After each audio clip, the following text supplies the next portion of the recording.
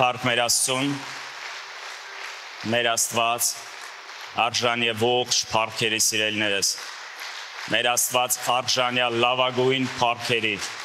փառք մեր Տիրոջը, փառք մեր Տեր Հիսուսին, թող մեր Աստծո անունը փառավորված լինի, այս վայրում, մեր կյանքերում, մեր ընտանիքներում, մեր ազգի մեջ, փառք Տիրոջը, Աստված օրհնի ձեզ շատ-շատ, մի օրհնության խոսք ասա սիրելիս կողքինիդ եւ կարող եք տեղավորվել,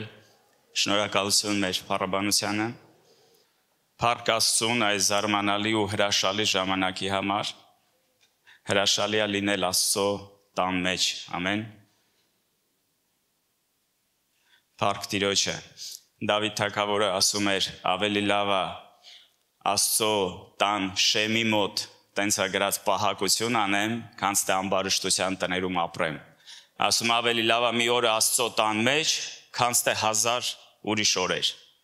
Փառք Տիրոջ ես հրաշալի օրվա համար, որ ես ու դու կարող ենք լինել Աստծո տան մեջ։ Ամեն։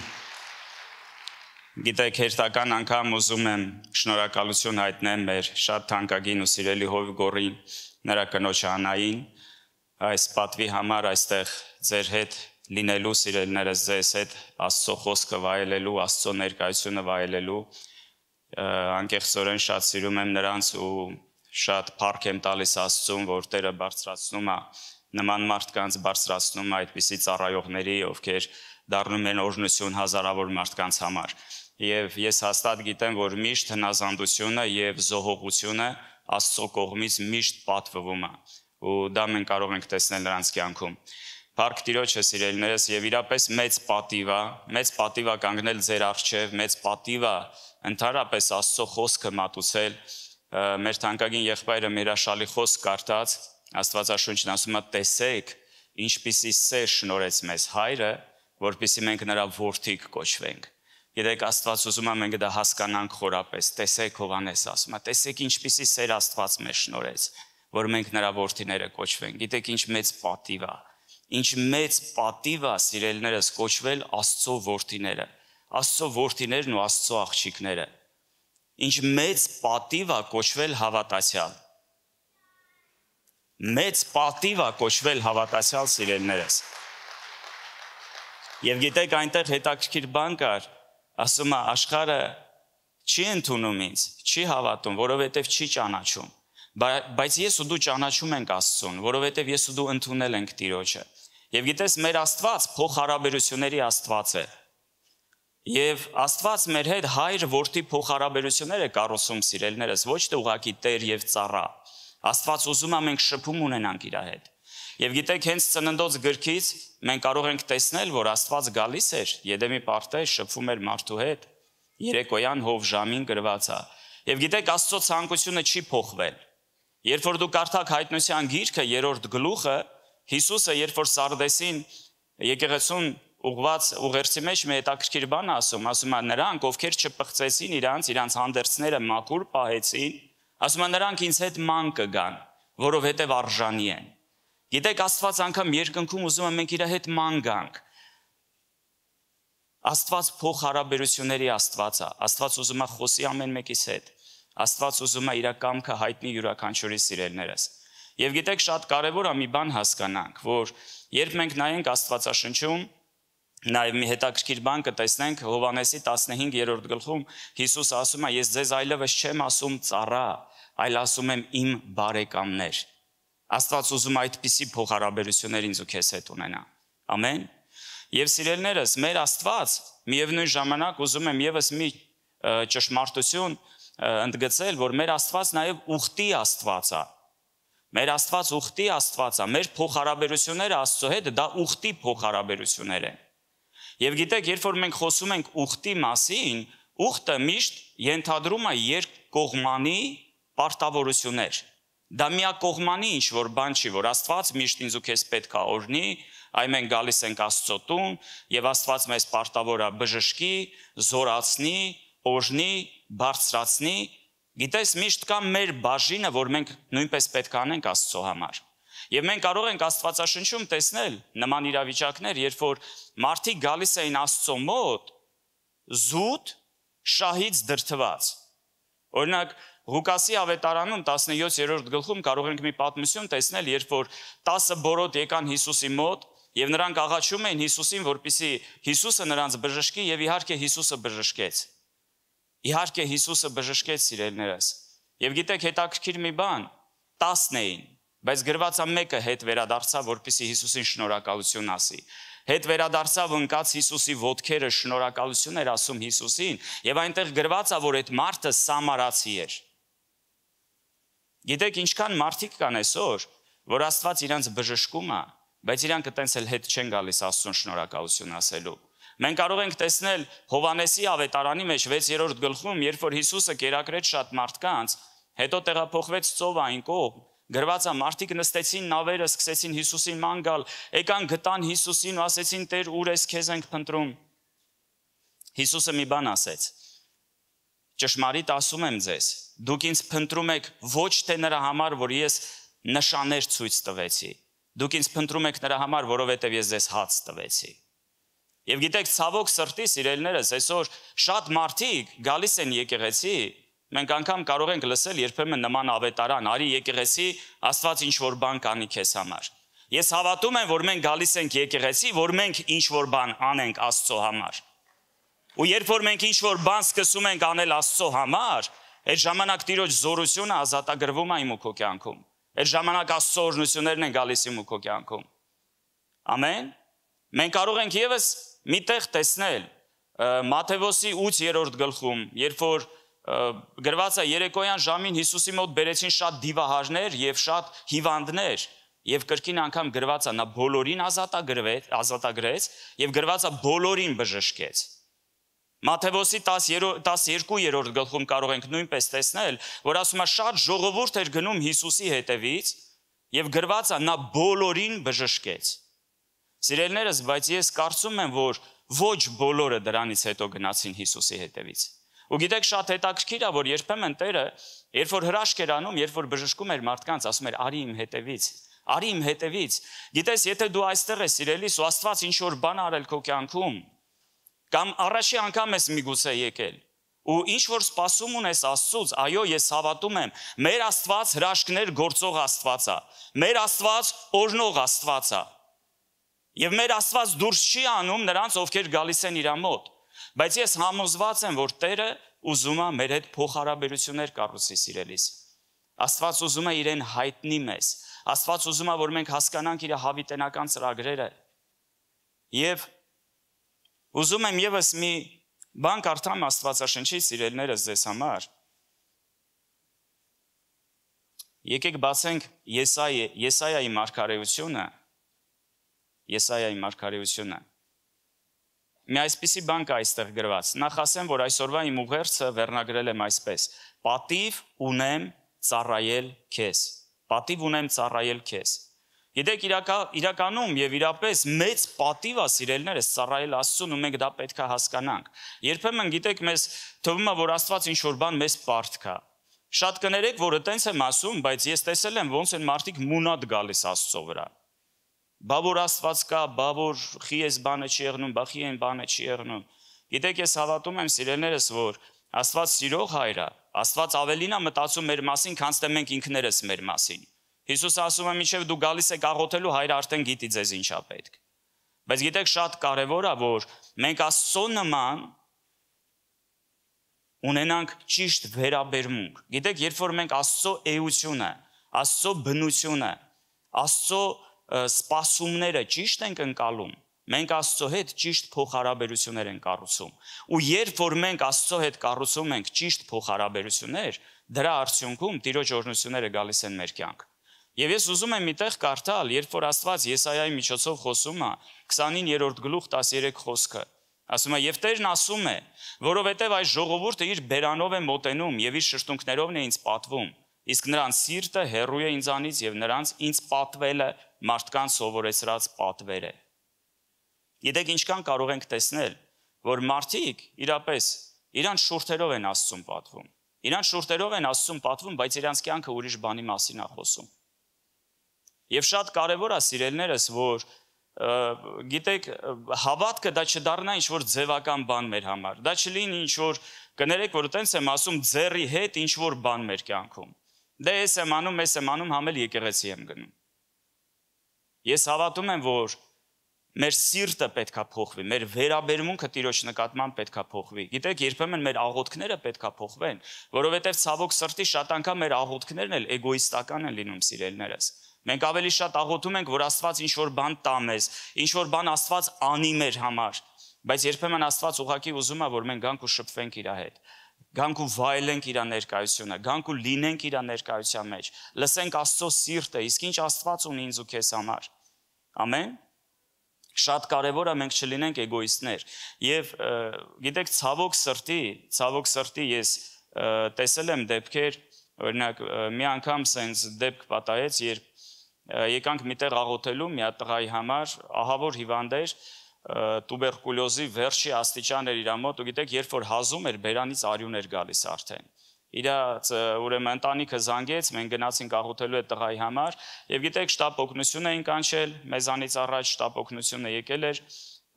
եւ ասել էր, որ ինքը 2 ժամից կմահանա։ 2 ժամից կմահանա եւ ուրեմն այդ շտապ օգնության աշխատակիցներից մեկը ասել էր, որ շատ խնդրում եմ ձեզ, իր մամային ասել էր, ստեղ թուղթ կա, որ երբ որ մարդը մահանում է, մենք գալիս ենք անպայման պետք է այդ մահվան վկայականա, թե ինչ որ մահվան վերաբերյալ թուղթ է, մենք անպայման պիտի կազմենք դա, անպայման խնդրում ենք ստորագրեք, միևնույնն է 2 ժամ հետո ինքը մահանալու է, որպեսզի երկրորդ անգամ մեզ չկանչեք, հետ չգանք։ Եվ գիտեք, իր մաման վիճակ իրականում այնքան վատ էր, որ իր մաման ստորագրել էր այդ թուղթը, որովհետև հասկանում էր, որ հեսա իր տղան մահանալու է։ Գիտեք, որպեսզի շատ երկար չպատմեմ այդ պատմությունը, Աստված մի զարմանալի բան արեց, սիրելիներս։ Ես այտենց թանձր Աստծո ներկայություն շատ քիչ է եղել իմ կյանքում, որ ես վերապրեմ, բայց այդ օր Աստծո ներկայությունն այնքան շոշափելի էր այդ սենյակում։ Գիտեք, ես ինքս չէի հավատա, եթե ինձ ասեին, որ աղոթի այստեղի հետ ինչ որ բան կփոխվի, ինչ որ Աստված հրաշք կանի, կբժշկվի, որովհետև իրականում վիճակը շատ վատ էր։ Մի ամիս ոչ մի բան չէր կերել, տեղից չէր վերկացել։ Գիտեք, ոնց որ մի հատ կմախք լիներ պարկած այնքան էր նիարել։ Բայց գիտեք, Աստված այդ օրը հրաշք արեց։ 2 ժամ հետո, երբ որ մենք աղոթում էինք, ուղղակի Աստված իր կամքով, իր սիրով այցելեց այդ տղային ու գիտեք, ģերբնական ձևի բժշկեց այդ տղային։ Եվ այդ տղան վեր կացավ ու սկսեց սենյակի մեջ շարժվել։ Գիտեք, շատ կարճ ժամանակում սկսեց սնվել 2 շաբաթվա մեջ, ինքը այնքան լավացավ, որ իր ոտքով եկավ հասավ եկեղեցի, որպեսզի վկայի, որ Աստված իրան բժշկել է։ Սիրելիներս, անցավ 2 ամիս։ Անցավ 2 ամիս, օրերից մի օր այս տղեն սենց բան ասեց։ Ասեց, ինձ սենց կյանքը ձեռ չի տալիս, որովհետև ուզում էր մեղք գործի, որովհետև ուզում էր իր ցանկություններով ապրի։ Եվ գիտեք, այն ինչ որ ես սկզբում ասում եմ, շատ անգամ մարդիկ ուզում են, որ Աստված օրհնի իրանց, շատ անգամ Աստված ուզում են, որպեսզի բժշկի իրանց, ուզում են Աստված հաջողություն տա իրանց գործերին։ Բայց գիտեք, երբ որ գալիս է ժամանակը Տիրոջ հետևից գնալու, երբ որ գալիս է ժամանակը ինչ որ զոհ անելու, ինչ որ բան թողնելու, ինչ որ մեղքեր, ինչ որ սխալներ, գիտեք, մարդիկ ասում են, ես պատրաստ չեմ, ինձ այսպես դուր է գալիս, ինձ այսպես ձեռ է տալիս։ Մի տղա կար ասում է, գիտի Աստվածաշունչը, գիտի ավետարանը, մի օր հանդիպեցինք խանութում, ասեցի, ինչի չես գալիս եկեղեցի։ Ասեց, գիտես, ինչ որ քարոզում եք, ամեն ինչին հավատում եմ։ Բայց ասեց, ես սիրում եմ մեղք գործել, ասեց, ես գիտեմ, որ գամ եկեղեցի չեմ կարել մեղք գործել։ Եվ գիտեք, մարդիկ գիտակցված մեղք են գործում, մարդկանց դուրը գալիս է աշխարհը, մարդկանց դուրը գալիս է մարմնի ցանկությունները։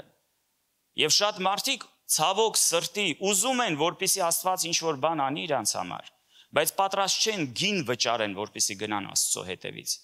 Բայց Աստծո ցանկությունը, սիրելիներս, ամեն անգամ, երբ որ Հիսուսը ինչ որ բան անում է մեզ համար, Հիսուսը բժշկում է, գիտեք, շատ մարդկանցից եմ լսել, գիտես Աստված ինձ քանի անգամ է հասել, գիտես ինձ Աստված քանի անգամ է փրկել, այս ինչ վտարից, այս ինչ դեպքից, լսել եմ ինչպես են մարդիկ վկայում, որ Աստված իրանց երեխաներին մահվան շեմից հետ է դարձրել, ինչ որ հրաշք է իրանց կյանքում արել։ Եվ ես վստահ եմ ամեն անգամ, երբ որ Աստված դա անում է, սիրելիներս, Աստված ուզում է դրա միջոցով մեր ուշադրությունը գրավի։ Աստված ուզում է մեզ քաշի իր մոտ։ Աստված ուզում է ցույց տա, որ ես ել ավելին ունեմ քեզ համար։ Դա այն ամենը չի, ինչ որ ես ուզում եմ քեզ համար անել։ Բայց ցավոք սրտի շատ մարդիկ բավարարվում են ընդամենը ինչ որ Աստծուց մի հրաշք ստանալով եւ շարունակում են էլի ապրել իրանց կյանքը։ Եվ գիտեք, մենք կարող ենք եւս մի տեղ կարդալ Մաղաքեայի առաջի գլուխ 6-րդ խոսքը։ Ես այդ համարի առաջի հատվածը մենակ կկարդամ։ Գրված է. տղան իր հորը կմեծարի եւ ծառան իր տիրոջը, եթե ես էլ հայր եմ, ուր է իմ մեծարանքը, եթե տեր եմ ես, ուր է իմ երկյուղը, ասում է ձեզ զորած Տերը։ Եթե ինձ հայր եք ասում, եթե ինձ հայր եք ասում, ուր է իմ մեծարանքը, Աստված ասում է։ Եթե ինձ Տեր եք ասում, ուր է իմ երկյուղը։ Գիտեք, ցավոք սրտի շատ անգամ մենք այնպես ենք ապրում, որ ոչ Աստծո երկյուղն ենք կարծես զգում, ոչ դե կասես այտենց հիմա գիտեք, ես համոզված եմ, եթե ես հարց տամ, այստեղ մարդիկ կան, որ Աստծուն սիրում են, բոլորը ձեռքը բարձրացնեն երևակայի։ Եթե ես հարցնեմ, կան այստեղ մարդիկ, որ Աստծուն հարգում են, եւ երևակայի, որ դուք եկել եք այստեղ, ուրեմն դուք սիրում եք Հիսուսին, դուք ուզում եք պատվել Աստծուն, դուք ուզում եք Աստծո տան մեջ լինել, սիրելիներս, բայց չգիտես ինչի երբեմն մենք մեզ այնպես ենք պահում, ժողովուրդ ջան, որ մենք մեր Աստծուն պատիվ չենք բերում։ Մենք մեր Աստծուն պատիվ չենք բերում։ Եվ Աստված, գիտեք, այդ հարցերում շատ լուրջ է, Աստված շատ խիստ է երբեմն այդ հարցերում եւ ուզում եմ այսօր մի պատմություն վերցնենք Աստվածաշնչից, ես ուզում եմ դա ձեզ ցույց տալ։ Ուզում եմ մի քիչ խոսել ուխտի տապանակի մասին։ 5 կտակարանում մենք շատերս գիտենք, որ երբ Աստված Մովսեսին պատվիրեց կանգնեցնել այդ խորանը, կար նաև ուխտի տապանակը, ես կուզենամ մի նկար եմ պատրաստել, ուզում եմ այսօր ձեզ ցույց տալ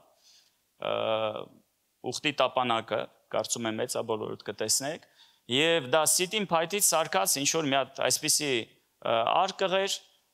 այնտեղ կային ոսկուց օղեր, որոնց միջով ձողեր էին անցնում, նույնպես ոսկե պատած այդ փայտերից, եւ ամբողջը այդ վերևի մասը ոսկի էր, եւ ինչ էր գտնվում սիրելիներս ուխտի տապանակի մեջ։ Ուխտի տապանակի մեջ գտնվում էր 3 բան։ 5 կտակարանում գրված է, որ Ահարոնի գավազանը կողքի հետ էր դրված, բայց Եբրայեցիների 9-րդ գլխում կարդում ենք, որ տապանակի մեջ էր։ Դա մեկը այդ թասով մանանան էր, որ ժողովուրդը անապատում ուտում էր այդ մանանան։ Երկրորդը դա Ահարոնի գավազան էր, երբ որ հարցը կանգնեց քահանայության վերաբերյալ Իսրայելի 12 ցեղերից, հա, իրանց իշխանները ընտրեցին, վերցրեցին ինչ որ գավազաներ եւ Ահարոնի գավազանը ծաղկեց, Աստված ցույց տվեց, որ Աստված ընտրում է Ահարոնին եւ նրա սերունդը, որպեսզի քահանայություն անեն իր տան մեջ։ Եվ երրորդը դա Մովսեսի 10 պատվիրաններն էր, որ Աստված տվեց 2 քարե տախտակի վրա, այս 3 բան էին ուխտի տապանակի մեջ եւ ուխտի տապանակի վրա սիրելիներս կային 2 քերովբեներ, 2 հրեշտակներ, որ նրանց ձեռքերը թևերը կպնում էին իրար։ Գիտեք, ես չեմ ուզում երկար կանգնենք դրա վրա ինչ որ ալեգորիաներ ման գանք, ինչի էր Աստված հենց այս տեսքով արել, ինչի հենց պիտի 2 հրեշտակ լիներ, այլ ոչ թե 4 կամ, չգիտեմ սիրելիներս, բայց ուխտի տապանակի ուրեմն վրա հայտնվում էր Աստծո ներկայությունը։ Եվ ուխտի տապանակը գտնվում էր սրբության սրբոցում։ Գիտեք, սրբության սրբոց ոչ մեկ իրավունք չուներ մտնելու, բացի Ահարոնից, բացի քահանայապետից, որը տարին մի անգամ, կար այսպիսի մի օր կոչվում էր քավության օրը, տարին մի անգամ քահանայապետը իրավունք ուներ մտնելու այնտեղ երկար զոհերից, լվացմունքներից հետո, որովհետև եթե ինչ-որ մի բան սխալ աներ, ինքը կարող էր մահանալ, որովհետև այնտեղ Աստծո ներկայություն էր։ Եվ մարդիկ շատ լավ հասկանում էին, որ դա տեղ է, որ ամեն մեկը չի կարող մտնել։ Եվ գիտեք, Ղևտացիների ցեղը, որին Աստված ընտրեց, որպեսզի նույնպես ծառայություն անեն իր տան մեջ, կար այսպիսի մի մարդ, որի անունը Կահատ էր։ Եվ Կահաթի ընտանիքը, նրա սերունդը Աստված պատվիրել էր, որպեսզի մենակ իրանք կրեն այս ուխտի տապանակը։ Եվ գիտես, անգամ իրանք չէին տեսել ուխտի տապանակը, որովհետև Ահարոնը իր տղաների հետ, որպես քահանաներ, նրանք ինչ որ մորթերով ծածկում էին տապանակը եւ երբ որ նրանք գալիս էին տապանակը վերցնելու, նրանց ձեռքին մենակ այդ 2 ձողներ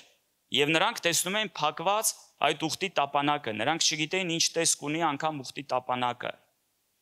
Եվ մենք կտեսնենք սիրելիներս, երբ որ ժողովուրդը անցնում էր Հորդանան գետը, ուխտի տապանակը դա ուխտի նշան էր Աստծո իր ժողովրդի հետ։ Ուխտի տապանակը դա նշան էր, որ Աստված ներկա է իր ժողովրդի մեջ։ Գիտեք, երբ որ Ղևտացիները վերցրեցին տապանակը ու անցնում էին Հորդանան գետը, գրված է, որ Հորդանան գետը ճեղքվեց, որովհետև Աստված էր գնում նրանց առջևից։ Գրված է, երբ որ եկան հասան Երիքովի մոտ, ուխտի տապանակը շրջաներով նրանք պտտում էին ժողովուրդը Երիքովի շուրջը, եւ ինչ տեղի ունեցավ։ Երիքովի պատերը փլվեցին։ Աստված մեծ հաղթանակ տվեց այդ օրը։ Ինչի, որովհետև Աստծո ներկայությունը ուխտի տապանակի վրա էր։ Եվ կգա ժամանակ, սիրելիներս, երբ որ Աստված Քանանի երկիրը կտա իր ժողովրդին, ամեն մեկին ինչ-որ բաժին կհասնի, եւ ուխտի տապանակը կբերեն, կդնեն Սելովի մեջ։ Եվ Սելովում կար մի քահանա, որի անունը Հեղի էր։ Հեղին ուներ երկու որդիներ, Ոփնին ու Փենեհեսը, երկու անառակ որդի, որոնք քահանայության այդ պաշտոնը ընդունել էին, բայց նրանց մասին շատ վատ բաներ էին մարդիկ խոսում, նրանք պղծության մեջ էին, նրանք զոհի մսից վերցնում էին այն ժամանակ, երբ որ պետք չի, երբ որ իրանց դուրը գալիս էր, որ կտորները, որ իրանց դուրը գալիս էր, հետո միտեղ գրված է, որ նրանք ամբոխի հետ, պատկերացրեք, ասում է խորանի մոտ, կանանց հետ շնություն էին անում, ամբոխի հետ, ոչ թե երկուսով, նրանց հետ կային երևակայել ինչ-որ իրանց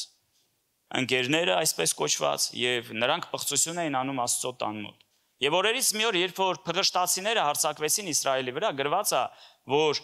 հաղթեցին իսրայելացիներին, եւ իսրայելացիները եկան ու ասեցին, ինչի Տերը թույլ տվեց, որ փղշտացիները մեզ հաղթեն։ Եկեք ուխտի տապանակը բերենք այստեղ մարտի դաշտ, այդ ժամանակ Աստված մեզ հաղթանակ կտա։ Եվ ինչ տեղի ունեցավ։ Գնացին ուխտի տապանակը բերեցին մարտի դաշտ։ Եվ գիտեք, մեծ աղմուկ էր կանգնած, անգամ փղշտացիները վախեցան, ասեցին, այս ի՞նչ է տեղի ունեցել։ Ասեցին, Աստծո ուխտի տապանակն են բերել։ Եվ փղշտացիների վրա վախ եկավ։ Չնայած դրան պատերազմը տեղի ունեցավ։ Եվ այդ պատերազմի արդյունքում Իսրայելը պարտվեց։ Եվ ուխտի տապանակը տարվեց փղշտացիների երկիր։ Եվ կարելի է մտածել, ինչ տեղի ունեցավ, ինչի էր դա այդպես։ Սիրելիներս, տեսեք, ես ուզում եմ մենք մի բան հասկանանք, հետո մենք ավելի ուշ կկարդանք մի մարդու մասին, ում տանը տապանակը գտնվում էր 20 տարի, բայց ոչ մի բան այդ մարդու տանը չէր փոխվում։ Գիտես, դու կարաս 20 տարի լինես եկեղեցում, ու քո կյանքում էլ ինչ-որ բան չփոխվի։ Դու կարաս 10 տարի լինես եկեղեցում, քո կյանքում ինչ-որ բան չփոխվի։ 5 տարի լինես եկեղեցում, քո կյանքում ինչ-որ բան չփոխվի։ Որովհետև շատ կարևոր է մեր սրտի դիրքը ու վերաբերմունքը Աստծո նկատմամբ ու այն ամեն ինչի նկատմամբ, ինչը որ կարևոր է Աստծո համար։ Ինձ հետ եք, սիրելիներս։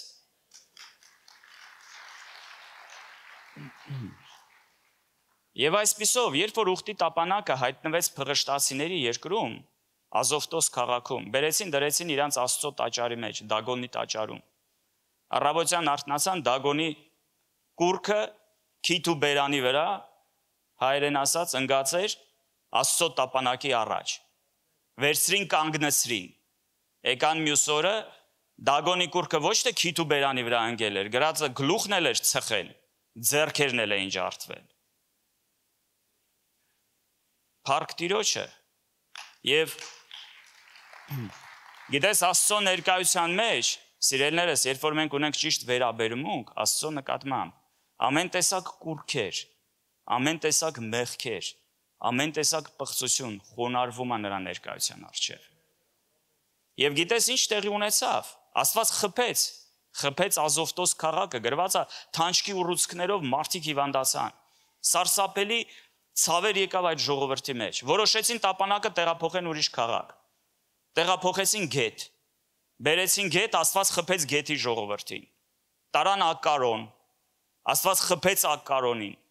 Հետո փղշտացիները խելքի եկան 7 ամիս անց, ասեցին, մենք չենք կարա Աստծո ուխտի տապանակը պահենք մեր մոտ։ Կանչեցին իրանց նախարարներին, իրանց քրմերին, խորհուրդ արեցին, ասեցին, որ մենք պետք է զոհ անենք։ Հետաքրքիր է, որ փղշտացիների քուրմերը ասեցին, դուք պիտի փառաբանեք Իսրայելի Աստծուն։ Փառաբանեք պիտի, իր տապանակը հետ պիտի վերադարձնեք Իսրայել։ Եվ ինչ տեղի ունեցավ։ Նրանք արեցին այդ զոհերը, դրեցին մի նոր սայլի վրա եւ ուղարկեցին դեպի Իսրայելի կողմը։ Ինչ տեղի ունեցավ, սիրելիներս, ուզում եմ այդտեղ կարդանք Աստվածաշնչից։ Ուրեմն Լավ, եկեք կարճ համառոտ կասեմ, որովհետև մեր ժամանակը քիչ է։ Ուրեմն տապանակը եկավ միտեղ, որ կոչվում էր Բեթսամիս, եւ Բեթսամիսում ինչ տեղի ունեցավ։ Ժողովուրդը տեսան, շատ ուրախացան։ Տեսան ուխտի տապանակը, այդտեղ ջարդեցին այդ սայլերը, զոհարեցին Աստծուն եւ մի բան կատարվեց։ Գրված է Աստված զարկեց Բեթսամիսի ժողովրդին 50,000-ից ավել մարդ մահացավ։ Ու հետո գրված է, որովհետև մարդիկ բացեցին տապանակի այդ կափարիչը ու նայեցին մեջը ինչ կա։ Սիրելիներս, ես չեմ կարծում, որ իսրայելացիները չգիտեին նրա մասին։ Իսրայելում միշտ քարոզվում էր, մարդիկ գիտեին Աստծո խոսքը, մարդիկ գիտեին Աստծո օրենքը։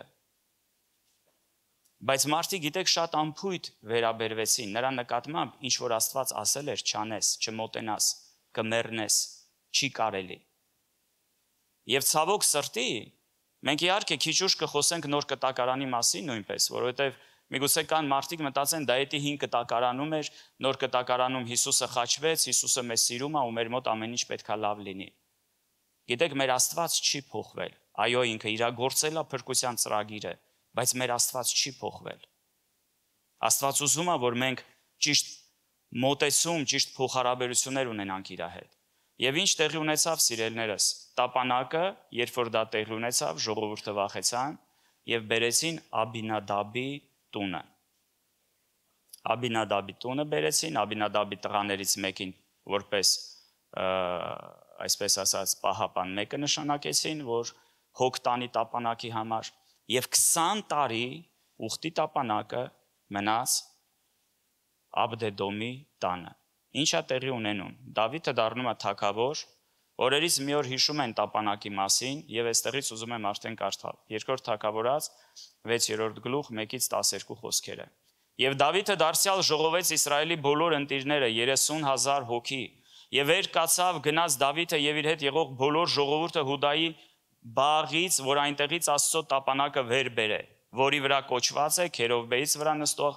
Զորաց Տիրոջ անունը։ Եվ դրին Աստծո տապանակը մեկնոր սայլի վրա եւ նրան վեր առան Աբինադաբի տանից, որ այն բլրի վրա էր, եւ Աբինադաբի որդիքը Ոզան եւ Աքիովը քշում էին այն նոր սայլը։ Եվ վեր առան նրան Աստծո տապանակի հետ Աբինադաբի տանիցը, որ բլրի վրա էր, եւ Աքիովը գնում էր տապանակի առաջից։ Եվ Դավիթը եւ Իսրայելի բոլոր տունը խաղում էին Տիրոջ առաջին եւ ամեն տեսակ մայր փայտերով, քնարներով, տավիղներով, թմբուկներով, դափերով եւ ծնծխաներով։ Եվ երբ որ եկան Նաքոնիկալը, Ոզան ձեռքը մեկնեց Աստծո տապանակին եւ բռնեց նրան, որովհետեւ եզները ծռել էին նրան։ Եվ Տիրոջ բարկությունը բորբոքվեց Ոզայի դեմ, եւ Աստված զարկեց նրան այնտեղ այս հանցանքի համար, եւ նա մեռավ նույն տեղը Աստծո տապանակի մոտ։ Եվ Դավիթը տրտմեց, որ Տերը հարվածով հարվածեց Ոզային, եւ այնտեղի անունը մինչև այսօրը Փարեզ Վողա է ասվում։ Եվ Դավիթը վախեցավ այն օրը Տերիցը եւ ասեց. Տիրոջ տապանակը ինչպես մտնի ինձ մոտ։ Եվ Դավիթը չուզեց Տիրոջ տապանակը տանել իր մոտ Դավթի քաղաքը, եւ Դավիթը ծռեց նրան, տարավ Գեթացի Աբդեդոմի տունը։ Եվ Տիրոջ տապանակը մնաց 3 ամիս Գեթացի Աբդեդոմի տանը։ Եվ Տերը օրհնեց Աբդեդոմին եւ նրա բոլոր տունը, եւ Դավիթ թագավորին պատմեցին ասելով. Տերը օրհնեց Աբդեդոմի տունը եւ նրա ամեն ունեցածը Աստծո տապանակի համար։ Եվ Դավիթը գնաց եւ վեր առավ Աստծո տապանակը Աբդեդոմի տանից ուրախությամբ Դավթի քաղաքը։ Հետո կկարդանք երկրորդ անգամ ինչպես իրանք տարան այդ տապանակը։ Տեսեք սիրելիներս, մեկի տանը 20 տարի էր գտնվում ուխտի տապանակը։ Ոչ մի բացարձակ բան գրված չի, որ իր տանը տեղի ունեցավ։ Ոչ մի օրհնությունների, ոչ մի հրաշքների մասին գրված չի, որ այդ մարդու կյանքում ինչ որ բան տեղի ունեցավ։ Բայց գիտեք, երկրորդ մարդը, ում տունը բերեցին, Աբդեդոմը, ընդամենը 3 ամիս գտնվեց ուխտի տապանակը իր տանը, բայց Աստված գրվածը օրհնեց նրա ամեն ինչը։ Եվ այն կարգի օրհնեց, որ այդ լուրը հասավ թագավորին, ինչից հետո Դավիթը որոշեց, որ տապանակը պետքա բերի իր քաղաքը։ Գիտես, այսօր մեզանից շատերն էլ, ժողովուրդ ջան, կարող է մենք երկար տարիներ գալիս ենք եկեղեցի, երկար տարիներ աղոթք ենք անում Աստծուն, գիտեք, ամեն կիրակի բաց չենք թողնում, Տիրոջ տան մեջ ենք։ Բայց գիտես, ոչ մի բան այտենց էլ չի փոխվում։ շատերի համար։ Ոչ մի բան կարծես տեղից չի շարժվում, ու շատերի մոտ կարա հարց առաջանա, Տեր, ինչու։ Ես կարծում եմ, որ կամ բաներ սիրելիներս, Աստծո ներկայության մեջ գտնվելը բավական չի։ Եթե Հիսուսը գալիս է քո տունը, դա դեռ բավական չի։ Շատ կարևոր է քո վերաբերմունքը Հիսուսի նկատմամբ։ Շատ կարևոր է ինչ սրտով ես դու ընդունում Հիսուսին քո տունը։ Գիտես, կար մեկը, ում անունը Սիմոն էր։ Հիսուսը եկավ իր տունը, իսկ ասում է՝ մի հատ ջուր էլ չտվեցիր ոտքերս լվամ։ Հեչ իմ գլուխը չոծեցիր, յուղով մի հատ համբյուր ինչ չտվեցիր։ Ու գիտես ինչ է կարծում, Սիմոնի տանը ինչ որ բան տեղի ունեցավ, ոչ մի բան։ Բայց կար մեկը, ում անունը Զաքեոս էր, ով որ ուրախությունով ընդունեց Հիսուսին իր տունը, ով որ նույնպես մեծ հյուրասիրություն արեց, բայց այդ հյուրասիրությունից բացի գրված է, Զաքեոս ասեց՝ Տեր, ում որ զրկել եմ, կրկնապատիկը, 4 պատիկը կտամ։ Ու Հիսուս ասեց՝ այս տունը փրկություն եկավ։ Գիտեք, մենք շատ անգամ ուզում ենք Աստված լինի մեր կյանքում, Աստված լինի մեր տան մեջ, Աստված լինի մեր գործերի մեջ, բայց ոչ մի բան չենք ուզում փոխել մեր կյանքում։ Կան մեղքեր, որ մենք էդի չենք ուզում թողնել։ Ու գիտեք, հենց իսկ դրանով մենք անպատվում ենք Տիրոջը։ Թեկուզ մենք շուրթերով դա չենք ասում, որ ես քեզ անպատվում եմ, բայց մեր գործերը, մեր խոսքերը, մեր վարքը երբեմն անպատվություն է բերում սիրելիներս Տիրոջը։ Եվ գիտեք, օրերից մի օր ես ուզում եմ ձեզ վկայել, ինչպես եմ ծխելը թողել։ Եկեղեցի էի գնում մոտ 2 տարի արդեն, մի օր մամաս եկավ, ասեց՝ մեր ծանոթներից մեկը քեզ ճանապարհին տեսել է ծխելուս։ Ու ասում է ինձ ասում ես տղես եկեղեցի ա գնում, հավատացյալ ա, սիգարետը ձեռին փողոցով գնում էր։ Գիտեք, երբ որ մամաս էդի ասեց, ես չեմ կարա ձեզ նկարագրեմ իմ հետ ինչ տեղ ունեցավ, բայց ինձ վախ իջավ իմ վրա, ժողովուրդ։ Իմ ներսում կարծես մի հատ sense խոսք եկա, որ դու քո վրա կրում ես իմ անունը։ Գիտեք, ես հասկացա, որ սա արդեն իմ հարցը չի։ Ես Աստծո անվան հետ եմ խաղում։ Ես Աստծո անվան հետ եմ խաղում։ Եթե դու կրում ես այդ անունը քո վրա, դու պիտի համապատասխանես այդ անվանը։ Եթե դու կոչվում ես քրիստոնյա,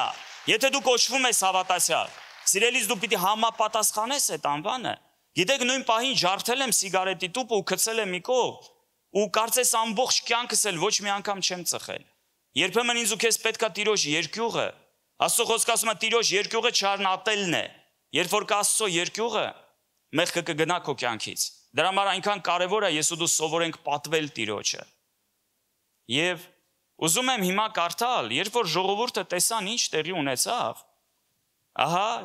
մնացորդած գրքում արդեն տեսնում ենք։ Չեմ ուզում ամբողջը կարդալ, սիրելիներս, կարող եք տանը դա կարդալ, 15-րդ գլուխը ամբողջությամբ։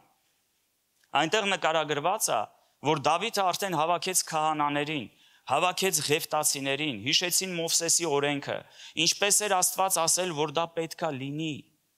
Եվ ամեն բան այս անգամ ճիշտ արեցին։ Դավիթը հագել էր բեհեզ գրած սպիտակ շորեր էր հագել։ Բոլոր Ղևտացիները, ես կարծում եմ, այնտեղ հազարավոր մարդիկ կային, որ կարդում ես, ու պատկերացնում եք, բոլորը սպիտակ շորեր էին հագել։ Մեծ փառաբանության մի հատ խումբ էին կազմել, հարյուրավոր մարդիկ էին ընդգրկված։ Շատ զոհեր էին անում, երբ որ տապանակը բերում էին։ Եվ ուզում եմ մի հատված կարդալ, գրված է այսպես. Դուք եք Ղևտացիների տոհմերի գլխավորները, Դավիթն ասում, սրբեք ձեր անձերը։ Դուք եւ ձեր եղբայրը, որ Իսրայելի Տեր Աստծո տապանակը վեր տանեք, նրա համար իմ պատրաստած տեղը, որովհետև սկզբում դուք չլինելու համար մեր Տեր Աստվածը մեզ հարված տվեց, որովհետև նրան չխնդրեցինք ինչպես որ կարգն է։ Եվ քահանաները եւ Ղևտացիները սրբեցին իրանց անձերը Իսրայելի Տեր Աստծո տապանակը վեր տանելու համար, եւ Ղևտացիների որդիները վեր առան Աստծո տապանակը, ինչպես որ Մովսեսը Տիրոջ խոսքի համեմատ հրամայել էր իրանց ուսերի վրա, ձողերով նրանց վրա։ Ամեն բան ճիշտ արեցին։ Ու ոչ մեկ չտուժեց սիրելիներս։ Եվ գիտեք, շատ անգամ մեր կյանքում էլ այդպես կարա լինի եւ մարդիկ կարող ասեն, բայց դա 5 տակարանում էր։ Լավ, հիմա էլ ոչ կա ուխտի տապանակը, ինչ կապ ունի դա մեր հետ։ Սիրելիներս, Հիսուսի արյան միջոցով մենք ստացանք փրկություն, մենք ստացանք վերստին ծնունդ։ Եվ նոր կտակարանում մենք կկարդանք. Իմ տաճարը դուք եք։ Մենք ենք Աստծո կենդանի տաճարը եւ գրված է եւ Տիրոջ հոգին բնակվում է մեզանում։ Ավելին ասեմ, գրված է ով որ Աստծո տաճարը ապականի, Աստված էլ նրան կապականի։ Դա գրած է նոր կտակարանում։ Դա գրած չի հին կտակարանում։ Կորինթացիների մեջ մենք կարդում ենք, Աստված ասում է. ես իմ օրենքը կգրեմ ձեր սրտի տախտակների վրա։ Ես կգամ կապրեմ ձեր մեջ, կլինեմ ձեզ Աստված, եւ դուք կլինեք ինձ ժողովուրդ։ Եվ մենք Գործ Կառաքելոցում կարող ենք հիշել մի հետաքրքիր պատմություն։ Գործ Կառաքելոց 5-րդ գլուխը, երբ որ երկու մարդ, ամուսիններ, Անանյան ու Սափիրան, կար մեկը, որ մեծ զոհաբերություն էր արել, նրանք նայեցին, մտածեցին, որ լավ կլինի մենք էլ անենք, ծախեցին իրանց կալվածքը, բայց կեսը թաքցրին։ Կեսը թաքցրեցին, ասին լավ, այս մի կեսն էլ կբերենք, կարծես էլի քիչ գումար չէր, բայց ուզեցին հետի ցույց տան, որ դա ամբողջն է։ Ժողովուրդ ջան, ես իմ կյանքում մի բան եմ հասկացել։ Ես ու դու կարանք մարդուն խաբենք, Աստծուն երբեք ես ու դու չենք կարող խաբել։ Գիտեք, օրերից մի օր հրավիրեցին ինձ միտեղ մի ծառայողի համար աղոթելու, շատ վատ վիճակում էր այդ տղան, անգամ բժիշկները չէին կարողանում ճիշտ ախտորոշում տալ, չէին հասկանում հետը ինչ է կատարվում։ Իրանց եկեղեցու անդամները ասում էին, որ ինքը շատ լավ քրիստոնյա է։ 12 տարի ինքը եկեղեցում ծառայում է, ասենց եկեղեցու այսպես կոչված սյուներից մեկն էր։ Մանկական ծառայության մեջ, ուրիշ ինչ-որ ծառայությունների մեջ ինքը շատ օգուտ էր բերում եկեղեցուն, 12 տարի։ Մարդը ծառայել է Աստծուն։ Հետը մի բան է կատարվում, ամբողջ եկեղեցին աղոթում է, ոչ մեկ չի հասկանում ինչ է դա։ Բժիշկները չեն կարող ախտորոշում տան, բայց վատ է, մահանում է։ Եկանք իրանց տուն, խնդրեցի, որ ընտանիքը դուրս գա սենյակից, գիտեք, բայց Աստված արդեն ներսումս հայտնել էր, որ եկյանքում խնդիր կա։ Ուզում եմ միանգամից պարզաբանեմ, սիրելիներս, երբ որ մարդկանց հետ մի բան է տեղի ունենում, պարտադիր չի, որ միշտ դրա հետևում մեղքն է կանգնած։ Պարտադիր չի, որ դա այդպես է, բայց սա այն դեպքերից մեկն էր, երբ որ իրոք խնդիր կար մարդու կյանքում։ Ասեցի, գիտես, ուզում եմ մի բան հասկանաս։ Դու մեկը կանգնելու ես մի օր Աստծո առաջ։ Ասի դու կարաս քո ընտանիքի անդամներին խաբես, կարաս կնոջդ խաբես, երեխեքիդ խաբես, ինձ էլ կարաս խաբես, քո հովին էլ կարաս խաբես։ Ու մենք միգուցե ոչ մի բան էլ չենք իմանա քո մասին, բայց ասի մի բան իմացի, դու մերկ ես հոգևոր աշխարհի առաջ, դու մերկ ես դիվական աշխարհի առաջ, դու մերկ ես Աստծո առաջ, հոգևոր աշխարհը դու չես կարող խաբես։ Ասի եթե խնդիր կա, դա լույսի մեջ է պետք բերել, որովհետև Աստված սրտեր ու երիկամուկներ քննող Աստված է։ Գիտեք, ինքը սկսեց խոստովանել ինչ կա իր կյանքում։ Ինքը պղծության մեջ էր, եկեղեցու ծառայող լինելով հանդերձ։ Գիտեք ինչն էր ամենասարսափելին այդ իրավիճակի մեջ։ Ինքը ասում է, գիտես, երբ որ ես սենց վատ էի, ինքը սկսեց արդեն խոստովանել, էլ չէր կարող ոչ մի բան պահել, սկսեց արդեն խոստովանել։ Ասեց, գիտես, երբ որ ես այս վիճակի մեջ էի, անգամ այդ ժամանակ շարունակում էի այդ մեղքը գործել։ Ինչպիսի անպատվություն Աստծո նկատմամբ, ինչպիսի անպատվություն եկեղեցու նկատմամբ, ինչպիսի անպատվություն ընտանիքի անդամների նկատմամբ։ Եվ գիտեք, Աստված ամեն ինչ տեսնում է, սիրելիներս։ Մենք իր հետ աղոթեցինք, ինքը ապաշխարեց։ 3 օր հետո իմացա, որ մահացել է։ Ու ես կարծում եմ դա Աստծո ողորմություն էր։ Դա Աստծո ողորմություն էր, որ ուղղակի Աստված հնարավորություն տվեց։ Իսկ ինչքան մարդիկ կան, որ այտենց էլ չեն կանգնում, այտենց էլ չեն դադարում մեղ գործելուց։ Ինչքան մարդիկ կա, որ իրանց ընտանիքի մեջ բաներ կա, պիտի փոխեն, այտենց էլ չեն փոխում։ Օրերից մի օր, մի քանի տարի առաջ ես զբաղվում էի շինարարական բիզնեսով եւ գիտեք, կարծես եկեղեցի էի գալիս էի, քարոզում էի, շաբաթ օրերը հայկական ծառայություն ունենք, այն ժամանակ ես ուրիշ եկեղեցում էի ծառայում։ Աստվածաշունչ էի կարդում, աղոթք էի անում։ Բայց գիտեք, շատ խառն սենց ինչ-որ վիճակների մեջ էի։ Չէի ասի, որ սենց ամեն օր սենց զգում էի Աստծո քաղցր ներկայությունը։ Գիտեք, սենց ձեռի հետ եկեղեցի էի գնում, կարելի է սենց ասել։ Շատ հնարավոր աստեղ էլ մարդիկ կան, որ ձեռի հետ են եկեղեցի գալիս։ Եվ գիտեք, օրերից մի օր մեքենայով տուն էի վերադառնում, երեկոյան։ Գործի տեղը խառը ինչ-որ հարցեր են եղել, բարկացած էի այդ օրը, վեճ էի ունեցել մեկի հետ։ Վերադառնում էի տուն, շատ արագ էի քշում, եւ հանկարծ ճանապարհին շատ վատ չէի տեսնում, վատ տեսողություններ։ Եվ մի ցուլ, չգիտեմ որտեղից, մոտ 120 արագությամբ սլանում էի։ Մի ցուլ թռավ դեմս ճանապարհի վրա։ Մի կես տոնանոց ցուլ։ Եվ գիտեք, ես չհասցրեցի անգամ սեղմեմ այդ տորմոզներին էլ, սեղմեմ։ Եվ գիտեք ինչ տեղի ունեցավ, այնպես տպավորություն էր, որ ես բախվեցի պատին։ Մահը այդքան մոտ ինձ չէր եղել, մինչև այդ պահը։ Գիտեք, ես մահվան շունչը կարծես զգացի այսպես մոտիկ իմ դեմքի մոտ։ Միակ միտքը, որ այդ պահին ես մտածեցի, ես մեռա։ Ես չմտածեցի երեխեքիս մասին, չմտածեցի կնոջս մասին, որպեսզի հասկանաք հարվածը ինչքան ուժեղ էր, շարժիչը երկու տեղով տրաքել էր։ Դեմի մասը մեքենայի չկար։ Բայց գիտեք ինչն էր զարմանալին։ Իմ վրա ոչ մի բիծ, ոչ մի վնասվածք չկար։ Ես երբ որ մեքենայից իջա, երբ որ այդ ամենը տեղի ունեցավ, շոկի մեջ էի, հետո մեքենան ընկավ փողոցի մյուս կողմը, ես դուրս եկա մեքենայից։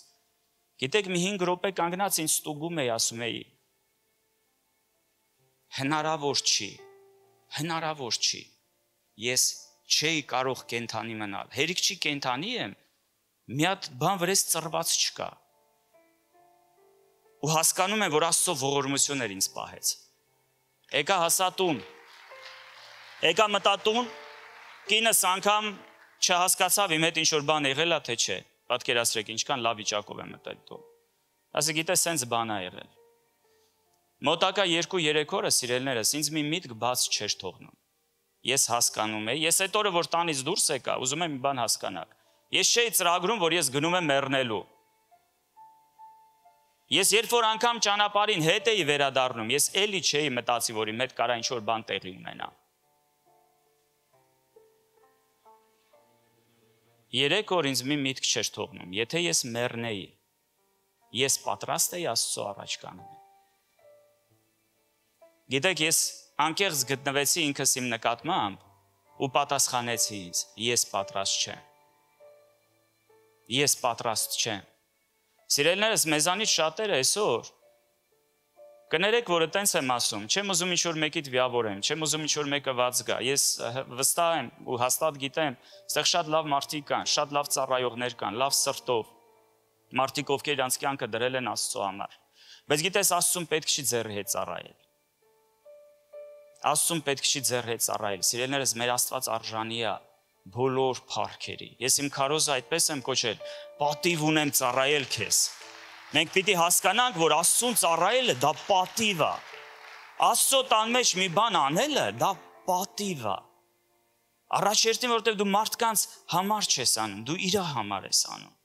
Այստեղ ինչ որ մի գործով զբաղվելը դա պատիվ է։ Ավետարանը քարոզելը դա պատիվ է։ Հավատացյալ կոչվելը դա պատիվ է, սիրելիներս։ Եկեք ոտքի կանգնենք։ Եվ գիտես, ուզում եմ դիմեմ այսօր ամեն մեկիդ։ Միգուցե ձեր կյանքում կան ինչ-որ բաներ, ինչ-որ սխալներ, ինչ-որ մեղքեր։ Միգուցե ձեր ընտանիքներում կան ինչ-որ խնդիրներ։ Գիտեք, քանի անգամ է եղել, որ ես այսպես մտածել եմ. այ եթե ես մեռնեի, իմ մեռնելուց առաջ ինչ կուզենայի փոխել։ Ինչքան մարդիկ կան, սիրելիներս, երբեմն մեր կյանքից գնում են, մենք այտենց էլ մեր հարցերը իրանց հետ չենք լուծում։ Մեր հպարտությունը, մեր գոռոզությունը թույլ չի տալիս երբեմն մեզ մոտենանք մեր կնոջը, մոտենանք մեր ամուսնուն, ասենք, լսի կներես, սխալ եմ եղել։ Ոչ թե մոտենանք, փորձենք արդարանալ, դե սիտուացիաները տենց, դե տենց ստացվեց։ Ուղղակի մոտենաս խոնարհաբար ու ասես կներես։ Ցավ եմ պատճառել քեզ, կներես ինձ։ Եկեք սիրելիներս վերանայենք մեր վերաբերմունքը մարդկանց նկատմամբ, Աստծո նկատմամբ, ծառայության նկատմամբ։ Աստծուն զոհաբերելը դա պատիվ է։ Ես չգիտեմ ինչպես են տարբեր մարդիկ խոսում, երբ որ հարցը հասնում է ֆինանսներին։ Գիտես իմ համար, եթե ես կարամ մի բան Աստծո գործի մեջ անեմ, իմ համար դա պատիվ է։ Ու երբ որ քո սիրտը սիրելիս փոխվում է Տիրոջ նկատմամբ, դու տեսնում ես ինչպես են Աստծո օրհնությունները գալիս քո կյանքը։ Ես կուզենամ ենք միասին աղոթք բարձրացնենք այսօր։ Երկնային Հայր, մենք շնորհակալ ենք քեզ, Տեր։ Շնորհակալ ենք քո խոսքի համար, մեր Աստված։ Շնորհակալ ենք, որ դու մեզ սովորեցնում ես, Տեր, ճիշտ քայլել քեզ հետ։ կարևորել այն, ինչ որ կարևոր է քեզ համար մեր Աստված։ Սովորեցրում ես Տեր միշտ պատվել քեզ, մեր խոսքերով, մեր գործերով, մեր ապրած կյանքով, մեր վարքով, սովորեցրու Տեր, սովորեցրում ես պատվել քեզ։ Որ չլինենք Անանիայի ու Սափիրայի նման Տեր իմ Աստված։ Խնդրում ենք քեզ Հիսուսի անունով, թող քո ողորմությունը լինի այսօր մեր բոլորի վրա։ Քո ողորմությունը լինի մեր եկեղեցու վրա, Տեր, Հիսուսի զորավոր անունով, մեր ընտանիքների վրա, մեր Աստված։ Ինչն էլ որ սխալ ենք արել, Տեր, ինչն էլ որ առանց հասկանալու ենք արել, միգուցե կան ինչ-որ շարունակական մեղքեր, Տեր, խնդրում ենք քեզ, ների՛ր մեզ, սիրելի Աստված։ Մեր Տեր Հիսուս, ջնջիր մեր անօրինությունը քո սուրբ արյունով։ Մենք քո կարիքը ունենք, Տեր, սովորեցրում ես քո անունը բարձր պահել մեր կյանքում։ Սովորեցրու քո պատիվը բարձր պահել մեր կյանքում, Տեր։ Խնդրում ենք քեզ, մեր Աստված։ Սովորեցրում ես ուրախանալ քեզանով։ Ոչ թե այն բաներով, ինչ որ դու մեզ տալիս ես, Տեր, այլ ուրախանանք քեզանով, մեր Աստված։ Խնդրում ենք քեզ Հիսուսի անունով, ու թող քո անունը ամեն ժամանակ փառավորվի մեր յուրաքանչյուրի կյանքում, մեր Տեր։ Հիսուսի անունով, ու բոլորս ասեցինք ամեն։ Ամեն, փառք մեր Տիրոջը։ Փառք Աստծուն։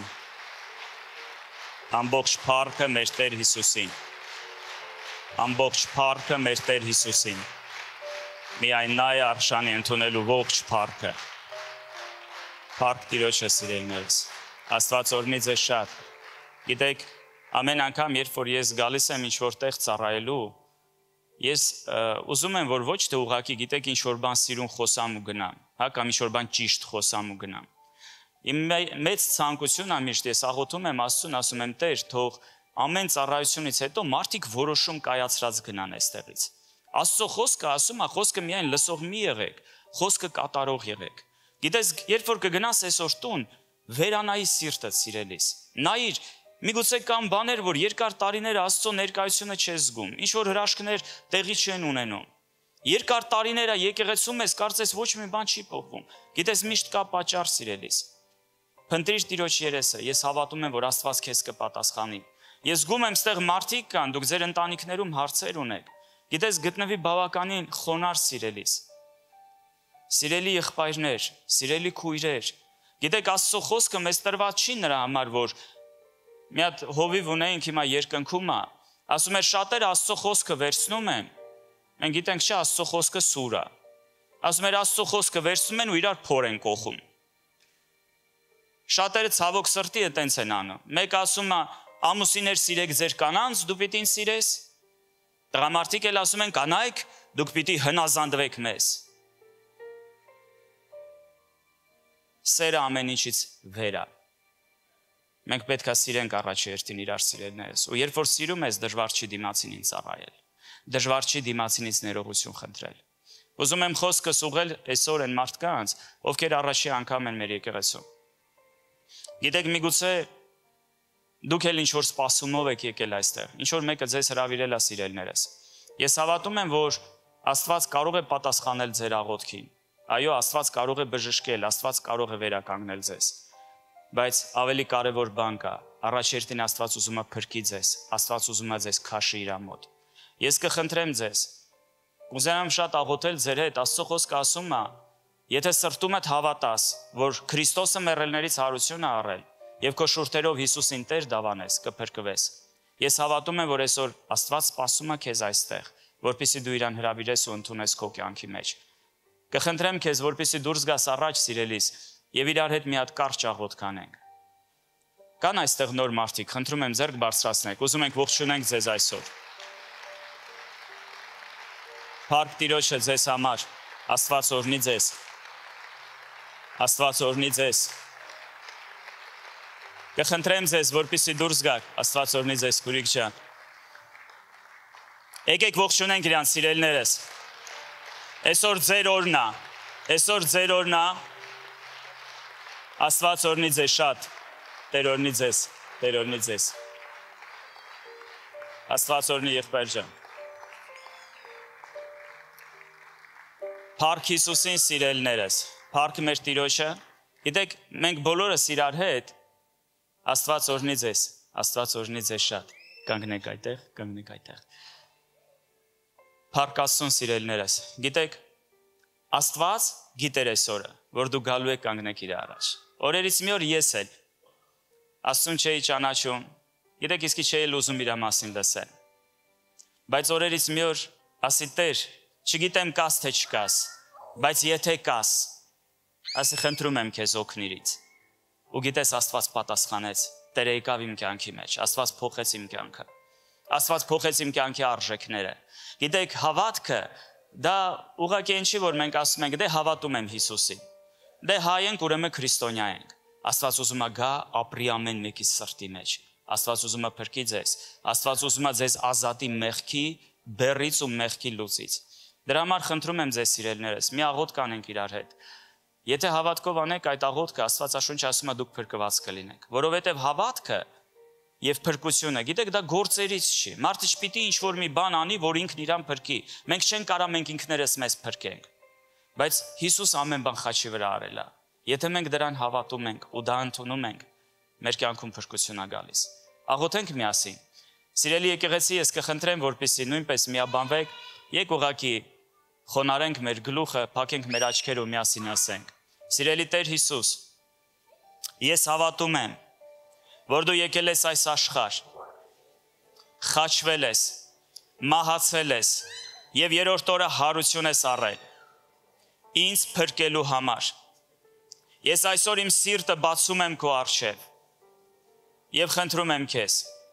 արի ու ապրիր իմ սրտի մեջ, եղիր իմ Տերը եւ իմ Աստվածը։ Այսօրվանից իմ կյանքը քեզ եմ տալիս։ Խնդրում եմ քեզ, դու առաջնորդիր ինձ, լցրու ինձ քո Սուրբ Հոգով, տար ինձ քո ճանապարհներով, օժնիր իմ կյանքը, օժնիր իմ ընտանիքը։ Ես շնորհակալ եմ քեզ, Տեր, եւ աղոթում եմ հանուն Հոր եւ Որդու եւ Սուրբ Հոգու։ Ամեն։ Ամեն։ Փառք Աստծուն։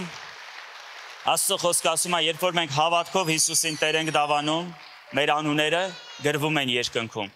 Գիտեք, իհարկե մենք մարդկորեն դա չենք կարող բացատրել։ Ինչ որ մեկը կասի, բայց ես դա չեմ հասկանում, ես դա չեմ տեսնում։ Մենք ունենք Աստծո խոսքը, Աստվածաշունչը, ու հավատում ենք, որ դա Աստծո խոսքն է, այն ինչ որ Աստված ասում է, դա այդպես է։ Ուզում եմ սիրելիներս նույնպես այսօր աղոթենք ձեր համար։ Գիտեք, ցավոք սրտի, երբ որ մենք ապրում ենք առանց Աստծո, շատ փորձություններ են գալիս մեր կյանքում, շատ անեծքներ են գալիս, կախարդություններ են ինչ որ մարդիկ անում, գիտեք, չար խոսքեր են հռչակում մեր Աստծեին։ Ես ուզում եմ մենք մեր ամբողջ եկեղեցով այսօր օրհնենք ձեզ։ Ուզում ենք աղոթենք, որպեսզի Տիրոջ ձեռքը այս պահից սկսած ձեզ առաջնորդի։ Ու եթե ինչ որ խնդիր կա ձեր կյանքում, ուզում ենք աղոթել, որպեսզի Տերը հասնի, փրկի, օգնի ու բարձրացնի ձեզ։ Սիրելի եկեղեցի, կխնդրեմ, եք միաբանվենք միասին։ Երկնային Հայր, մեր ամենակարող Աստված, Տեր, բերում ենք այս թանկագին մարդկանց քո առջև։ Իմ Աստված, գիտենք, որ դու ունես ծրագիր նրանցից յուրաքանչյուրի համար։ Դու գիտես նրանց ցավը, Տեր, դու գիտես նրանց փորձանքները, դու գիտես նրանց արցունքները, գիտես Տեր իմ Աստված ինչ դժվարություններ ունեն այսօր իրանց կյանքում։ Մենք միաբանության մեջ աղոթում ենք, Տեր, որ քո բարի ձեռքը այսօր տարածես նրանց վրա։ Տեր, խնդրում ենք քեզ քո ներկայությամբ այսօր գրկիր նրանց։ Խնդրում ենք քեզ, որպեսզի դու միջամտես նրանց կյանքերի մեջ, նրանց դժվար իրավիճակների մեջ։ Թող որ քո պատասխանները գան, Տեր։ Թող որ ամեն կապանքներ քանդվեն։ Թող ամեն տեսակ կախարդություն անեցք այս պահից նրանց կյանքում քանդված լինի Հիսուսի զորավոր անունով։ Եվ մենք աղոթում ենք իմ Աստված, որ քո երկնային ծրագրերը, քո կատարյալ կամքը այս պահից սկսած կատարվի նրանց կյանքում մեր Աստված։ Մենք տալիս ենք նրանց քո սուրբ ու պատվական ձեռքերի մեջ ու շնորհակալ ենք ամեն ինչի համար։ Հիսուսի անունով, ամեն, ամեն։ Փառք Տիրոջը, սիրելիներս։ Այստեղ ինձանից աջ կողմում ունենք մեր ծառայողներին, իրանց ձեռքում ավետարան կա, որ ուզում ենք ձեզ նվիրել։ Ես շատ կխնդրեմ ձեզ սիրելիներս, որպեսզի նրանց հետ բարձրանաք վերև, այնտեղ տեղ ունենք, ուզում ենք հյուրասիրել ձեզ, ուզում ենք ձեր հետ ավելի մոտիկ ծանոթանանք, եւ իհարկե ամեն կիրակի օրը մեր սիրտը ու մեր եկեղեցու դուռը ձեր համար բաց է։ Ամեն ներողություն շաբաթ օրը, ամեն շաբաթ ժամը 2-ին կարող եք գալ այստեղ Աստծո տունը, վայելել Տիրոջ ներկայությունը, լցվել Աստծո խոսքով, թող որ Աստված ձեզ առատապես օրհնի։ Մենք շատ սիրում ենք ձեզ։ Եկեք ծափարենք սիրելիներս ու կխնդրեմ հետևեք մեր ծառայողներին, անցեք նրանց հետ։ Փառք Հիսուսին, եք ավելի բարձր Աստծուն ծափարենք։ Մեր Աստված արժանի է բոլոր փառքերի։ Մեր Աստված փրկող Աստված է, մեր Աստված կյանքեր փոխող Աստված է։ Փառք Տիրոջը, սիրելիներս, եք միասին բարձրացնենք մեր ձեռքերը եւ իրար հետ ասենք. մեր Տեր Հիսուս Քրիստոսի շնորհքը եւ Հայր Աստծո սերը եւ Սուրբ Հոգու հաղորդությունը թող լինի մեր բոլորի հետ, մեր ընտանիքների հետ, մեր եկեղեցու հետ։ Աստված օրհնի ձեզ շատ, սիրելիներս, գնացեք Տիրոջ խաղաղությամբ, կհանդիպենք։